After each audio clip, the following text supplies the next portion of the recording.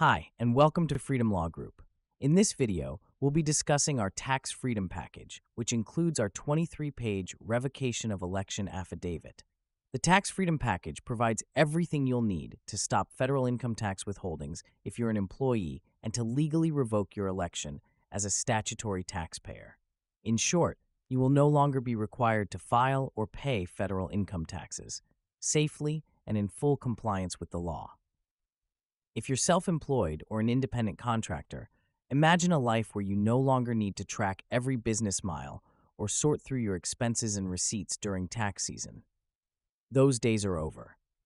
And for business owners, you too can stop federal withholdings coming out of your paycheck and push all corporate profits into your personal paycheck, whether through draws, bonuses, or salaries, resulting in no corporate or personal tax liability.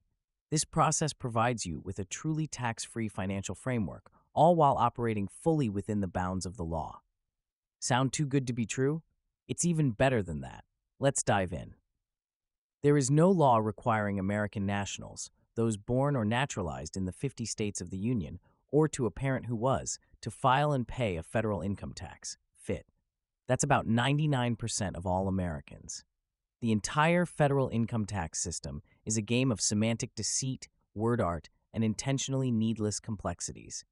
However, in order to pull you out of the system, we need to walk you through it so you fully understand what has happened to you and how you can safely and legally walk off the federal income tax plantation forever by following the law as outlined on the government's own legal official websites.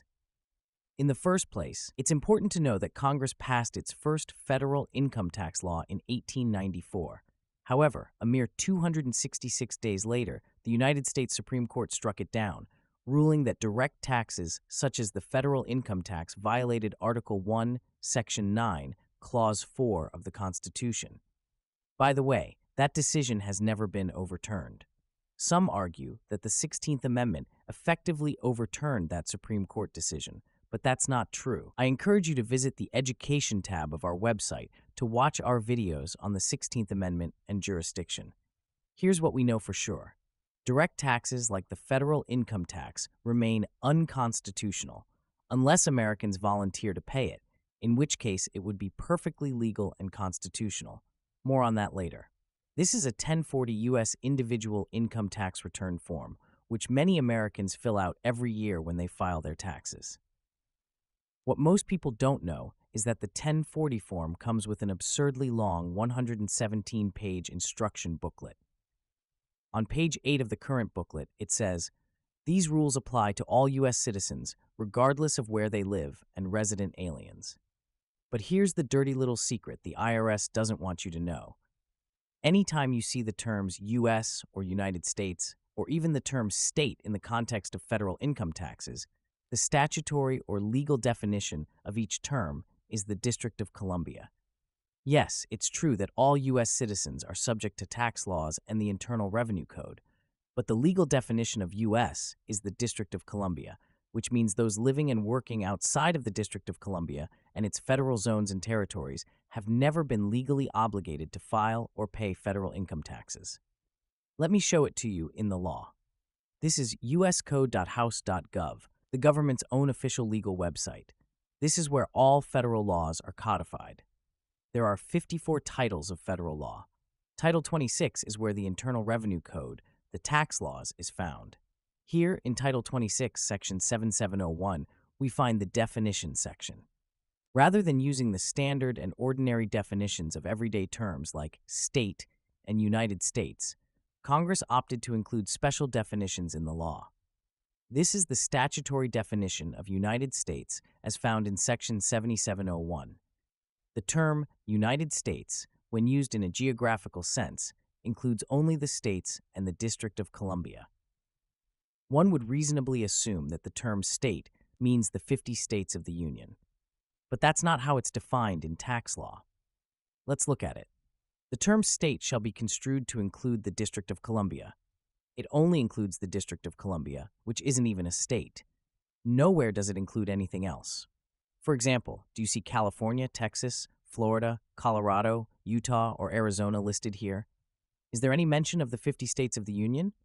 No, there's not. This clarifies that the statutory definition of state in the federal income tax laws includes only the District of Columbia, which means the statutory definition of the United States includes only the states, which means the District of Columbia and the District of Columbia. Even though you just saw it in the law, let's go deeper. This is a U.S. Supreme Court decision from Stenberg v. Carhart from the year 2000. It says, when a statute includes an explicit definition, we must follow that definition, even if it varies from that term's ordinary meaning. On the next line, it says, it is axiomatic, or in other words, obvious or self-evident, that the statutory definition of a term excludes unstated meanings of that term. And skipping down to the next line, as a rule, a definition which declares what a term means excludes any meaning that is not stated. So, when we go back to the statutory definition of state in Section 7701 and look at it, alongside the Supreme Court decision, which says, as a rule, a definition that declares what a term means excludes any meaning that is not stated, it becomes very obvious that the term state only includes the District of Columbia. According to the Supreme Court, any meaning of a word not included in the statutory definition is specifically and legally excluded from that definition, which means the 50 states of the Union are specifically and legally excluded from the statutory definition of state. This clarifies that the statutory definition of the United States in Section 7701 is the District of Columbia and the District of Columbia. Now, realizing a skeptic or two may be watching this video and still can't see it, let me show you the smoking gun. Let's return to Title 26 of the Internal Revenue Code, but this time, let's look at the special definition for the United States in subsection 4612 relating to taxes on petroleum. Are you ready for the smoking gun? Here it is. The term United States means the 50 states, the District of Columbia, the Commonwealth of Puerto Rico, any possession of the United States, the Commonwealth of the Northern Mariana Islands, and the Trust Territory of the Pacific Islands. Do you see it? In case you don't, let's look at both of these definitions at the same time so no one misses it. Look at those two vastly different definitions of the United States. The one on top is for who has to pay federal income taxes, and the one on the bottom is for who has to pay taxes on petroleum.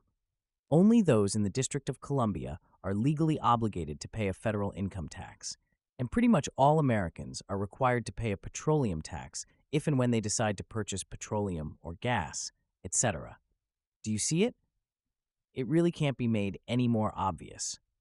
But this leaves us with a couple of important questions. First, why would the government use a definition of the United States that only includes the District of Columbia for income taxes, but use a broader definition for petroleum taxes? Here's why. The government knows that direct taxes, like the federal income tax, violate the Constitution unless they are voluntarily agreed to. To comply with the Constitution, Congress implemented income tax laws only in federal territories outside the constitutional 50 states and called it the United States to trick all Americans to volunteer to be statutory taxpayers when before they were not. The legal or statutory definition of taxpayer references any person subject to the Internal Revenue Code, IRC. In the first place, American nationals are not statutory persons.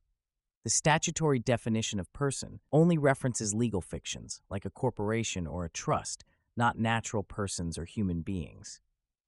The United States Supreme Court decision in United States v. Cooper Corporation from 1941 states in part that the term person does not include the sovereign, and that statutes not employing the phrase are ordinarily construed to exclude it, meaning excludes the sovereign, we the people, the creators of government. American nationals were never subject to the IRC, so they were not statutory taxpayers until they signed their first 1040 and elected to become one. Again, that's how they enslaved a nation. And they didn't force you. No one put a gun to your head. No one made you file a 1040 form. You volunteered, and by signing the form under penalty of perjury, you legally agreed to be treated as a statutory taxpayer.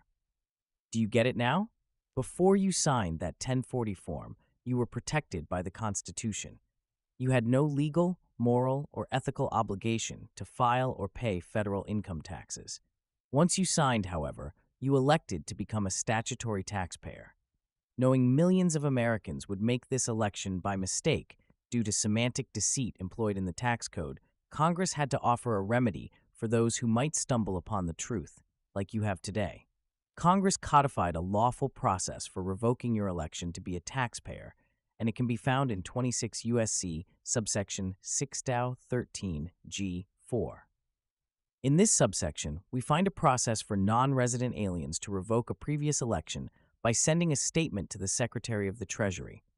Realizing this is the first time we've used this term, non-resident alien in this video, let's define it.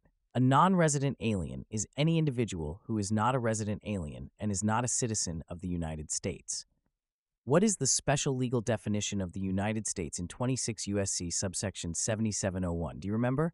The District of Columbia. So legally, according to the tax code, those born or naturalized in the 50 states of the Union or who were born to a parent who was, are non-resident aliens. How does that make you feel? Pretty wild, right? So yes, 26 U.S.C. subsection 6013 G4 shows us that a non-resident alien, that's 98 to 99% of all Americans, can revoke the election they made to be a taxpayer. And this is the process that we at Freedom Law Group specialize in. Through the Revocation of Election process, Americans can legally and officially exit the statutory taxpayer system, reclaiming their constitutional protections against direct taxes such as the federal income tax. This process is grounded in federal statutes, offering a clear and legitimate path for those who wish to correct their mistake. When you revoke your election, you legally end the presumption that you are a statutory taxpayer. You revoke the election you made to become a taxpayer, and you end the automatic renewal of your election to be taxed under federal income tax law. Our flagship product at Freedom Law Group is our Tax Freedom Package, which includes our 23-page Revocation of Election that you will send to the Secretary of the Treasury and to the IRS. Once you've completed this process, you will never be required to file or pay a federal income tax again, and you'll never have to fearfully look over your shoulder to see if your IRS slave master is coming after you. They can't. Once you revoke your election to be a taxpayer, you are no longer in the jurisdiction of the IRS, which can only operate in the statutory United States, which is the District of Columbia, and in the lives of those who volunteer to join the jurisdiction of the statutory United States, the District of Columbia, by filing a 1040 form. Once you revoke your election, the IRS is by law unable to pursue you starting with the tax year of your revocation and all future years. Your revocation is legal, it's lawful, and it's permanent. So now that we've walked you through it all, let's pull you out of the federal income tax system safely and legally forever. After you complete this process, whatever money you've been sending to the government every year for federal taxes is going to stay in your paycheck and land in your bank account. And come April 15th, you can go have a steak dinner instead of stressing to meet the tax day deadline, because as a legal non-taxpayer, you'll no longer have to file.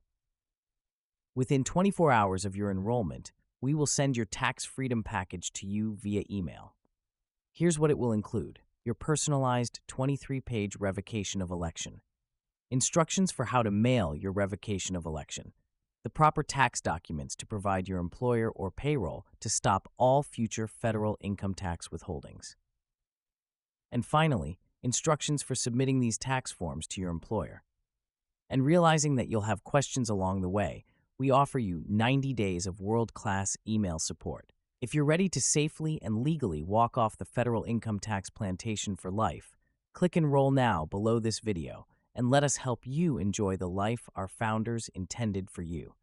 We hope you enjoyed this video, and we look forward to serving you.